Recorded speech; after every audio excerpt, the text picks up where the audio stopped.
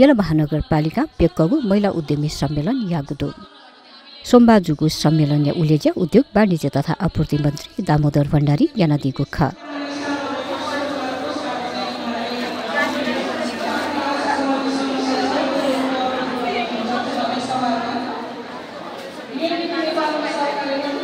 ज्याजोले उद्योग वाणिज्य तथा आपूर्ति मन्त्री दामोदर भण्डारी यला महानगरपालिका प्रमुख चिरीबाबु महर्जन उपप्रमुख मञ्जली साक्य वज्राचार्य प्रमुख प्रशासकीय अधिकृत रेखादास श्रेष्ठ लगायत महिला उद्यमी या त प्रोत्साहन या त उत्पादन या त बजारीकरण व प्रवर्धन यागो सम्बन्धित थथगु विचार त्यादिएको छ।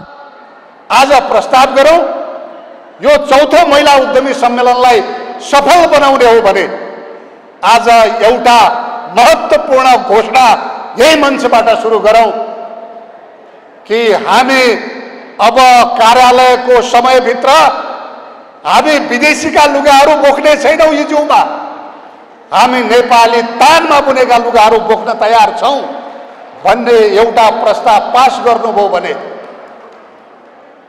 नेपालका उद्यमी महिलाहरूले अब तानका तान एक तान होइन घरमा 10औं तान बन्ने छन्।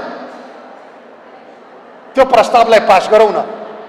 मैले यहाँ प्रस्ताव गरेँ त्यो तपाईहरु गर्नुहुन्छ भने म यहाँबाट के घोषणा गर्न चाहन्छु भने उद्योग वाणिज्य आपूर्ति मन्त्रालयमा हामीले अबका सबै खरिदहरूलाई नेपालका वस्तुहरू नेपाली उत्पादनहरू मेड इन नेपालले उत्पादन गरेका वस्तु बाहेक अरू खरिद गरिने छैन।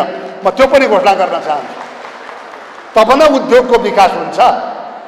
हामीले उद्योगको घोषणा गरौँ भन्ने उद्योगले बजार पाएन भन्ने उद्यमीले बजार पाएन भन्ने तर हामी मञ्चमा विदेशीका लुगाहरू जिउमा बोकेर हामी त्यो कुरा गरिरहेका छौँ। हप्तामा 3 दिन संसदमा गरौँ। सम्माननीय प्रधानमन्त्रीज्यूदेखि मन्त्रीसम्म र तल तल गाउँपालिका नगरपालिका कार्यपालिकाका सदस्यसम्म सरकारले पोशाक भत्ता दिन्छ।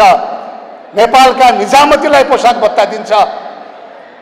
त्यो पोशाक नेपाली तानबाट बनेका लुगाहरू लगाऊ। त्यो भएन भने बेरोजु निकाल्ने गरी पीपीएमओले निर्णय गरोस्। मैले पटक पटक मन्त्रालयको तर्फबाट यो कुरा गरेको छु।